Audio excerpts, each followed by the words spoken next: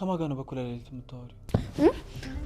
አይ ምንም ውሃ ጠምቶኝ እኮ ልጠጣ ገብቼ ለዛ ነው የተነሳው። ጽናት ይበቃሻል። እኔ እኮ ህፃን አይደለሁም የምታታልኝ። ስልክሽ በተደጋጋሚ ሲጠራ ነበር። ጭራሽ ደግሞ በሌሊት እዚህ ቁጭ ብለሽ እያወራሽ ነው። ኪራዬ እንዳሰብከው እኮ አይደለም። እና እንዴት እንዳስብ ነው የፈለግሽው? እንዴ በምን እንደተቀየርሽ ሳላቅ የሰሞኑ የባህሪ ለውጥሽን ለመቀበልና ለመታገስ እየሞከርኩ ነው። አንቺ ግን ጭራሽ አልገባሽም። እንደማስተካከል ጭራሽ እያባሹ ትሄጃለሽ። ኪራዬ ቆይ ላስረዳ። ስልክ እኮ አሁን ያወራሁት ልጅ ድሮ አብረን አድገን በቃ ማንም ይሁን አንቺ እኮ ባለ ትዳር ሴት ነሽ። እኔም ባታከብሪ ራስሽን አታከብሪ? ምን ማለት ነው በኩል ሌሊት ስልክ ማውራት? እንዴ ቆይ ኪራዬ ተጠራጠርከኝ ነው እንዴ? እኔ እኮ ሌሊት ማወራው እሱ ውጪ ስለሆነ ሰዓታችን ስለሚለያየ ነው። ሺ ጊዜ ይለያይ። ሁሉም ነገር ለከት ሲኖረው ጥሩ ነው። ይሄ አንቺ የምታረጊውን ነገር ሌላ ሰው አድርጎት ቢሆን ኖሮ ምን እንደምትይ እኮ በደንብ አውቃለሁ። ጽናት ከቻልሽ አቁሚ። እንዴ ምን ሆነሃል? በቃ እሺ ተረጋጋ። ጽናት ምን አይነት ባህሪ እንዳለኝና ለነገሮች ምን ያህል ችኩል እንደሆንኩ ታውቂያለሽ አይደለ? ለምታረጊው ነገር ብትጠነቀቂ ነው የሚሻለው። ያለበለዚያ ግን ይኸውልሽ አንድ ሁለት ስንባባል የማያባራ የቃላት ጦርነት ውስጥ እንዳንገባ። እንዴ ኪራ ተረጋጋ እንጂ ያን ያክል እኮ መናደድ የለብህም። ቤትን እንድትናፍቅ ነው ማድረግ ገነት ነው ማደርግልህ ስትይ የነበረውን ቃል አመት እንኳን ሳይሞላሽ ቀረጣት ፈሻትቢ። አሁን እሱ ምን አስባለ? ቆይ ይሄን ያለን ያጠፋውት ነገር አለ? እሺ በቃ ስልኩ ነው አይደለ? ከእንግዲህ ይቀራል። ቆይ ምን ያህል እንደተቀየርሽ እንዴት አድርጌ ላሳይሽ? እንዴ እውነት ነው እንዴ ሴቶች ከትዳር በፊትና ከትዳር በኋላ ሁለት መልክ ነው ያላቸው የሚባለው? ኪራ ምን እያልክ ነው? እኔ ሁሌም ላንተ አንድ ነኝ። ምንም ለውጣውም ሆነ መቀነስበት ፍቅር የለም። እንዴ አቃለው ሰሞኑን መሀላችን ትንሽ አለመግባባት ተፈጥሯል። እኔም በንዴት ያልሆኑ ነገሮችን አድርጌ ሊሆን ይችላል። ግን ደግሞ በቃ ይሄንን በመነጋገር ነው መፍታት ያለብን። እና እሱን አሁን ነው የምታስተውይው? ደግሞ ካስተዋልሽ ለምን ይሄኛውን ጊዜ መረጥሽ? ጽናት ግን ታውቆሻል። ከነገሮች በጣም ለመሸሽ እየሞከርሽ ነው። ይሄ ነገር ደግሞ ሁለታችንም ነው የሚጎዳን እኮ። እንዳንጎዳዳ እኮ ነው እናወራበት ማለት። እኔ ትዳራችን መሀል ማንም እንዲገባ አልፈልግም። ትላንት አንተ ትብስ አንቺ ትብስ ስንባባል የነበርን ሰዎች ነን። ዛሬ ደግሞ ትዳራችን ላይ ምን እየተፈጠረ እንዳለ እስኪ እኔ ምንም ልልሽ አልችልም። ጽናት ከቻልሽ ራስሽ ነኝ። ኪራዬ በቃ እሺ ይቅርታ ተቀበል። እስኪ አስቢውማ ሌሊት ከእንቅልፍሽ ስትነቂ እኔ ተነስቼ ስልክ እያወራሁ ብታይ ምንድነው የሚሰማሽ? አውቃለሁ ያስጠላል። ግን በቃ ሁለተኛ አልደግሞምሽ። ብቻ አንተ አትከፋብ። ዱርዬ ደግሞ እኮ እንዴት ማረጋጋት እንዳለብሽ ታውቂያለሽ እንዴ? እና ምን ሳላውቅ አገባውና ምን እንደሚያረጋጋክና እንደሚያበሳጭህ እኮ በደንብ አውቃለሁ። እሳትና ውሃው ማለት ነው። እና የባለቤቴን ካለወኩኝ ታዲያ ማንን ላውቅ ነው? አረፊ ደኔ ደነደነው ልቤን አታገልጭ። እሺ በቃ አሁን ወደ ክፍላችን እንግባና ተቃቅፈን እንተኛ። እና ከዚያ ክፍል ልውሰድሽ?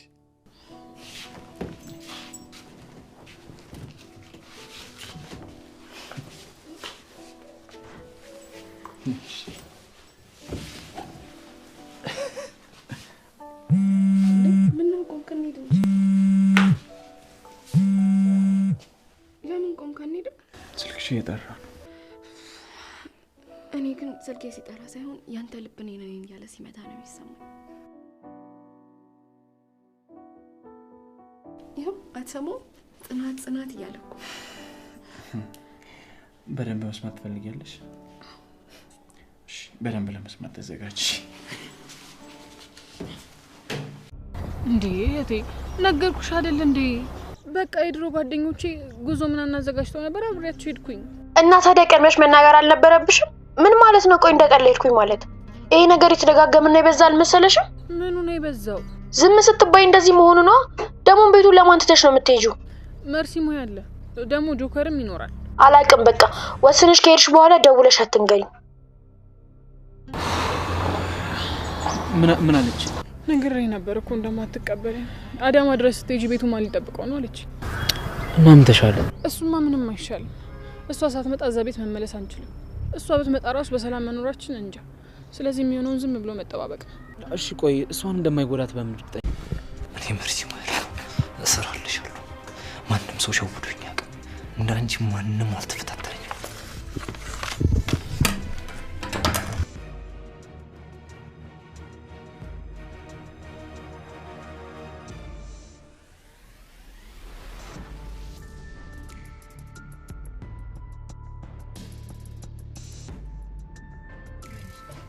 ዋጋ አስከፍልሻለሁ። ማንን ተሳፈር ስላልከባሽ ነው።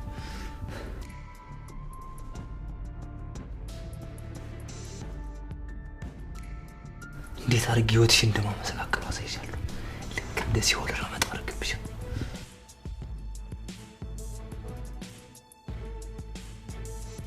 ከዛ ተቃጥለሽ ልሞች ልክ እንደ በረዶ ቅዝቃዜ ልብሽ ውስጥ ከሰርኩ እንደሚገባ አድርግብሽ። ሀገር ነው በስመ አብ አንቺ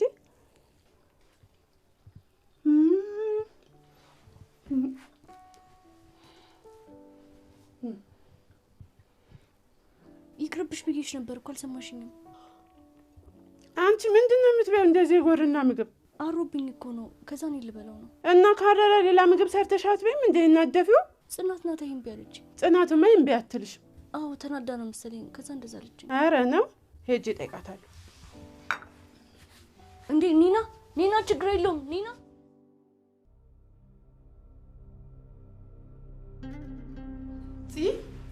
ይሄ ምግብ ቢበላሻታል እንዴ?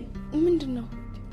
ቀሱ ዳግመኛ ይቅርታ ማድረግ አቁሜያለሁ። እሺ ምን እየሆናችሁ ነው? ምን ነው? ምን እየሆንሽ ነው? ቆይ አንቺ ጽናት አንቺን ነው? እኔን ነው እየጠየከኝ ያለው? ቆይ ለምን እኔን ለመጠየቅ እንደዚህ ፈጠንክ?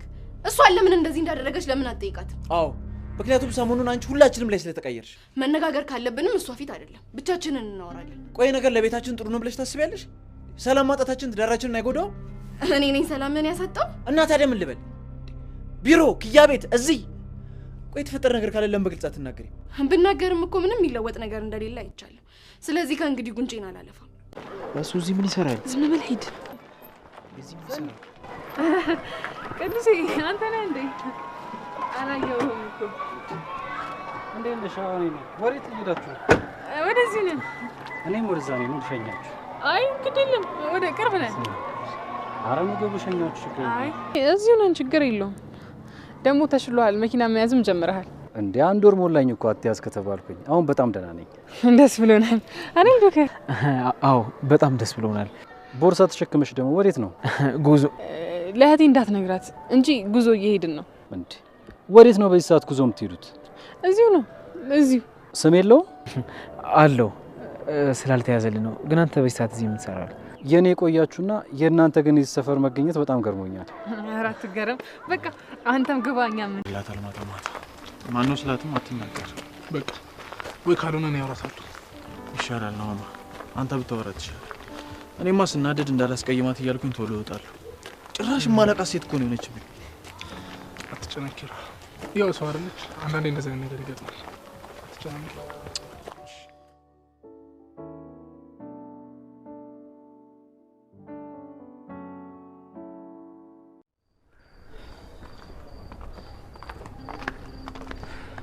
እና ቆይ እሺ፣ እዚህ ነው የምናድረው?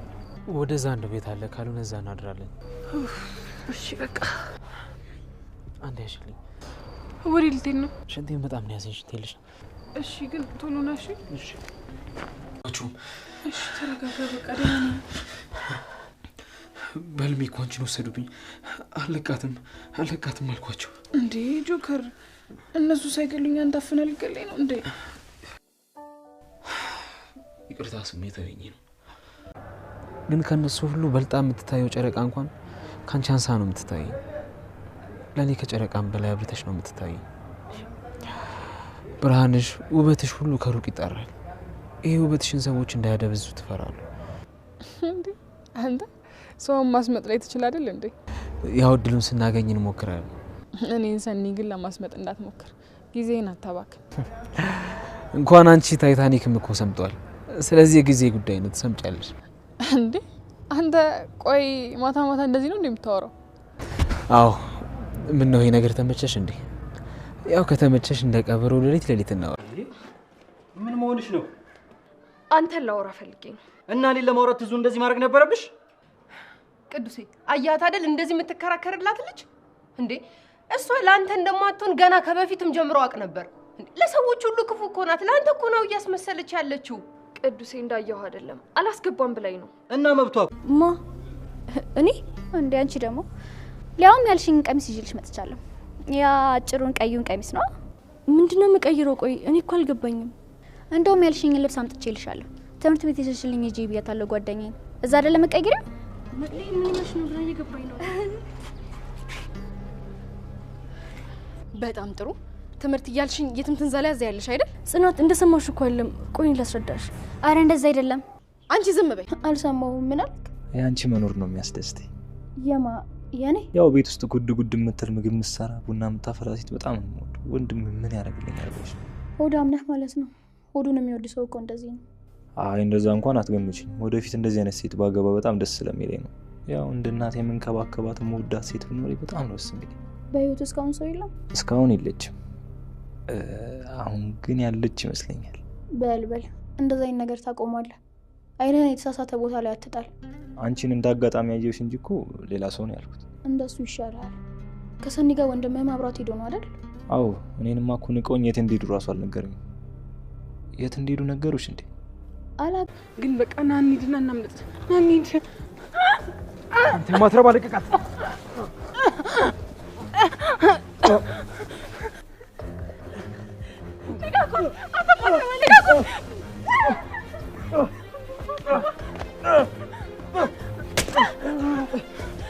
አንቺ ማትረቢ ማን ብለሽ ነው የምታስቢው?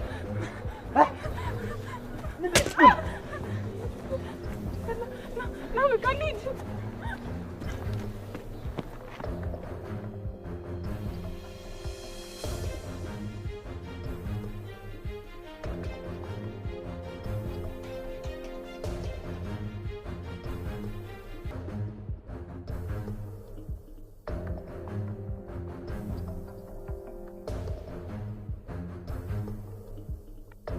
ተገናኛ አንቺን ላገኝሽ ለምን እመጣለሁ? ለምን እስጠራሻለሁ?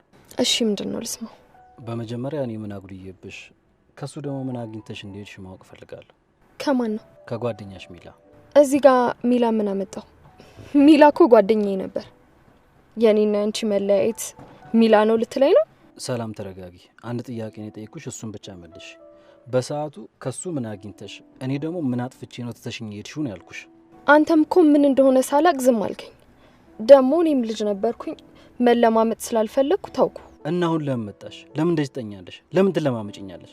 ምክንያቱም አሁን ትልቆኛለሁ፣ ማገናዘብ ጀምሬያለሁ። ውሸት ውሸት! ይሄ ትልቅ ውሸት ነው። አይደለም። ይኸውልሽ ሰላም፣ በቃ አታናጅኝ። ይሄ ሚላ የሚባል ልጅ በሰዓቱ ጓደኛሽ ነበረ። የምትፈልጊውን የምትወጂውን ያውቃል። ስለዚህ እስርስርሽ አለና እጁ አስገባሽ። ከዛ በኋላ የሚፈልገውን ነገር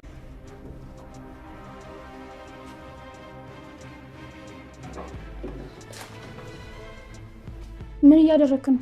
አይ ምን ላግዝሽ ብዬ እኮ ነው። ምግብ ደረሰ እንዴ? እና ከኋላ የቆመ ነው የምትጠይቀኝ? ደግሞ ምንድነው በተደጋጋሚ የምታስደነግጠኝ? ይሄ ነገር አልበዛም? አዎ እኔ እኮ ሳይሽ እናቴን ስለመመስኝ እኮ ነው።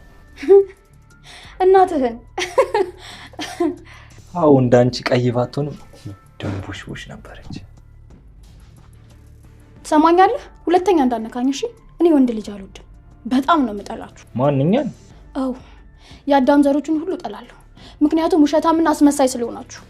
እኔ ግን አይደለሁም የተሻልኩ ነኝ። ከዚህ በፊትም ብያለሁ። ስለራሱ ማብራሪያ የሚሰጠኝ ሰው በጣም ነው የምጠላው።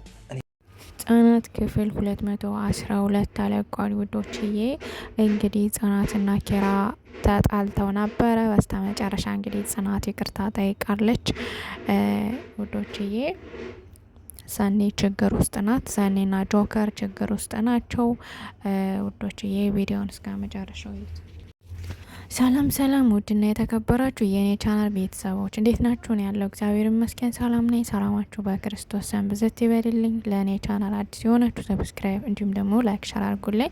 ሀሳብ አስተያየት ካላችሁ ደግሞ ኮሜንት ስራ አስቀምጡልኝ ውዶችዬ። ቪዲዮን ስታዩ ደግሞ እባካችሁን ሸር ላይክ አድርጉልኝ ፕሊዝ። ወደ ፌስቡክም ወደ ማህበራዊ ድህረ ገጻችሁ ላይ ሸር ብታደርጉልኝ ለእኔ ይጠቅመኛል ማለት ነው። ሸር ማድረግ ደግሞ ምንም የሚያስከፍልም አይደለም። በአንድ ደቂቃ ውስጥ ወይም ደግሞ በሰከንዳት ውስጥ ሸር ማድረግ ምንም አይከብድም ብዬ አስባለሁ። እንዲሁም ደግሞ የምታበረታቱኝ አይዞሽ በርቺ ጠንክሪ የምትሉኝ ተስፋ አትቁረጪ የምትሉኝ ደግሞ እግዚአብሔር አክብርልኝ። እንዲሁም ደግሞ ሸር ላይክ የምታደርጉልኝ ከልብ አመሰግናለሁ ውዶችዬ። እንግዲህ ዛሬ በዛሬው ክፍል ጽናትና ኪራ ያው ተጣልተው ነበረ። ምክንያቱም እንደምታዩት ያው ከትዳር በኋላ ከተጋቡ በኋላ ትንሽ አለመግባባት እየተፈጠረ ይገኛል ማለት ነው ውዶችዬ። እንግዲህ ከጽናት ጋር ደግሞ ከስልኳ የሚደወል ስልክ አለ። በዛ የተነሳ ኪራ እየተበሳጨ ይገኛል ማለት ነው። እንግዲህ በተኙበት ስልኳ ሲደወል ተነስታ ሳሎን ሄዳ ስልክ እያወራች ደርሶባታል ማለት ነው።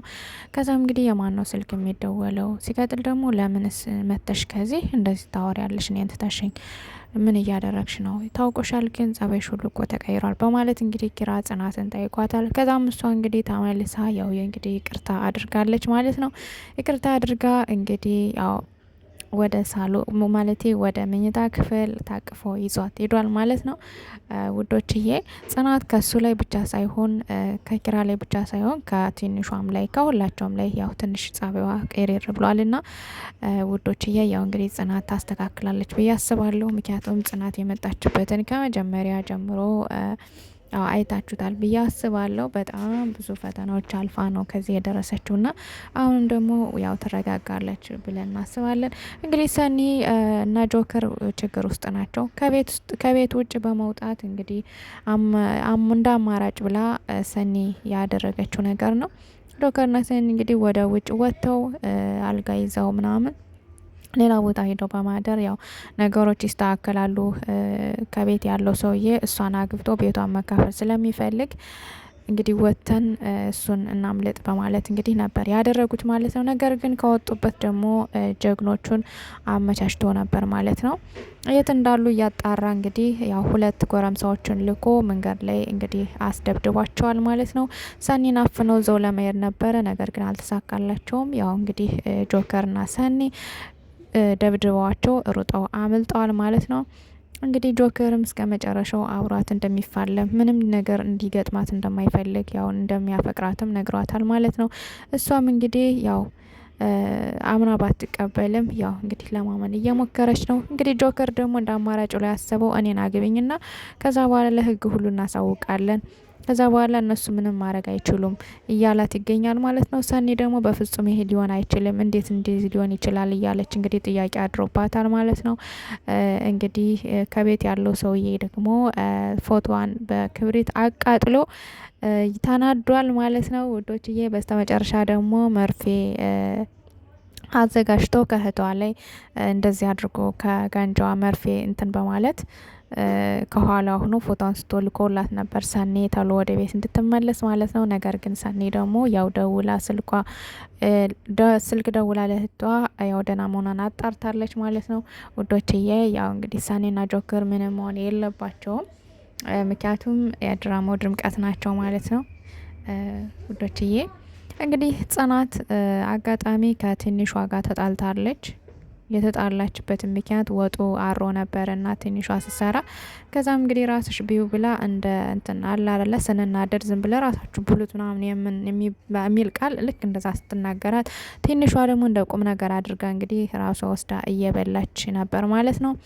ከዛም እንግዲህ እየበላች ሳለ ኒና ሄዳ እስኪ ወጥሽን ልቅመሰው አንቺ ወርቦኛ በማለት እንግዲህ ስትቀምሰው ወጡ ያረረ ነው ማለት ነው። ከዛም እንግዲህ ትንሿ ደግሞ አትቢው እኮ ብዬሽ ነበረ ለምን ትበዋለሽ ብላ ኒናን ብላታለች። ኒና ደግሞ እንዴ አንቺ ስለምን ይሄን ያረረ ነገር ትበያለሽ በማለት እንግዲህ ተናግራታለች ማለት ነው። ከዛም ጽናት ናት ብያለችኝ በማለት ያው እንግዲህ ጽናት ደግሞ ማለቴ ኒና ደግሞ ህዳለነ ጽናትና ኪራና ምሩ በተሰበሰቡበት ነግራቸዋለች ማለት ነው። ከዛም እንግዲህ ጽናት ደግሞ በጣም ተናዳ ክችን መታ ስታንቃት ኪራ መጥቶ እንግዲህ አረጋግቷቸዋል ማለት ነው ውዶችዬ። እንግዲህ የትንሿ ጓደኛ አሁንም ነገር ስራውን አልተወችም። መታ እንግዲህ ያልሆነ ነገር እየነገረቻት ጽናት ደግሞ ከኋላ አጋጣሚ ስሰማ ስለነበረ ታናዳ እንግዲህ ጽናትም ለምን ከፊት የላይ ተዋሽኛለሽ በማለት ለምን ትንሿስ ትምህርት እያልሽ እየሄድሽ ምትይበት ሌላ ቦታ የሆነ ለምንድን ነው እኛ እንድትማሪ ነው የምንፈልገው፣ አንቺ ግን ሌላ ቦታ ነሽ በማለት እንግዲህ ትንሿንም ተቆጥታታለች። እንግዲህ ትንሿም ግማሽ መንገድ ወደ ትምህርት ቤት ከሄደች በኋላ ተመልሳ ወደ ቤት ተመልሳለች ማለት ነው። የትንሿ ጓደኛም ታናዳ ወደ ትምህርት ቤቷ ሄዳለች ውዶችዬ። ያው የትንሿ ጓደኛ ለትንሿ ያላትን ጥላቻ ትተው የምትሉ እንግዲህ ያው ኮሜንት ላይ ያስቀምጡልን ውድና እየተከበራችሁ የቻናሌ ቤተሰቦች ላይክ እንዲሁም ደግሞ ሰብስክራይብ ማድረጋችሁን አትርሱ። ውዶችዬ። እንግዲህ ሰኒና ጆከር ያው እንግዲህ አልጋ ይዘው ሌላ ቦታ አድረዋል። ያው እንግዲህ ወደ ቤትም መመለስ እየፈለጉ ነው። ምናልባት እህቷን ደግሞ የሆነ ነገር እንዳያደርጓት ስለምትፈራ ወደ ቤት መመለስ አለብን እያለች ነው ሰኒ ማለት ነው። እንግዲህ ሰኒና ጆከር ከዚህ ችግር መቼ እንደሚወጡ አላውቅም። ምክንያቱም በጣም ፈተናቸው በዝቷል ውዶችዬ። ያው ከዚህ ችግርና ከዚህ ፈተና ወጥተው ደግሞ ደህና ደረጃ እንደሚደርሱ ተስፋ አለኝ ውዶችዬ። እንግዲህ ጽናትን እምሩ ተቆጥታታለች ማለት ነው። እባክሽን ለምንድን ነው ብዙ ነገር አልፈሽ ብዙ ነገር ፈተና አልፈሽ አሁን ትዳር ላይ ስትሆኝ ለምንድን ነው ጸባይሽ ሁሉ የተቀያየረ? አንቺ እኮ በጣም ጥሩ ልጅ ነሽ እያለች እንግዲህ ስትመክራት ነበረ። እንዲሁም ደግሞ ናሆሜ ኪራን ለብቻው አድርጎ እንዲሁም ለምንድን ነው ማትረጋጉ? ለምንስ ብቻችሁን ቁጭ ብላችሁ ጊዜ ሰጣችሁ ለምን አታወሩም? ማውራት እኮ ችግርን ይፈታል። ስለዚህ ለምን አትረጋጉም እያለ እንግዲህ ሲመክረው ነበር። ነገር ግን ኪራ ደግሞ በፍጹም ልትረጋጋልኝ አልቻለችም። ሁሉን ነገር ሳስረዳትን ቁጭ አርጌ ልትረዳኝ ስላልቻለች ነው እኮ እባክህን አንተ አውራት እያለ እንግዲህ ናሆሜን ሲለው ነበረ። ናሆሜም እንግዲህ እኔ አወራታለሁ ችግር የለም አታስብ በማለት እንግዲህ ቃል ገብቶለታል።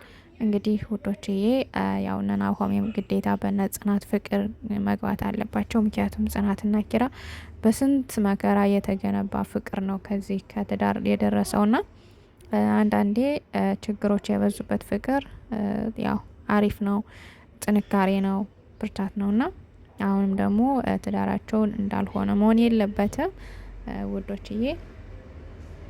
እንደዛ ነው ማለት ነው እንግዲህ የጆክ ሰኒን አገባለው ያለው ሰውዬ እንግዲህ የሰኒን እህት ለማታለል እየሞከረ ይገኛል ማለት ነው። እሷ ግን ጎበዝ አይበገሬ ስለሆነች ያው ጠንከር ብላ እያየችው ነው ማለት ነው። ምክንያቱም እሷ ለእንደዚህ አይነት ሰው ቦታና ጊዜ የላትም። አነጋገሯም ሀርድ ናትና እንደምታዩት እንግዲህ ድራማው ላይ ጠንከር ያለች ትመስላለች ማለት ነው ውዶችዬ። እንግዲህ ቅዱሴና ሰላም አሁንም የመጨረሻ ጊዜ ተጣልተዋል ማለት ነው። ያው ከቤት መጣ ተስፋ አልቆርጥ በማለት ከቤት መጣ ቆፍቁፋ ሲከፈትላት በሩ የከፈተችላት የናሆሚ አክስት ማለቴ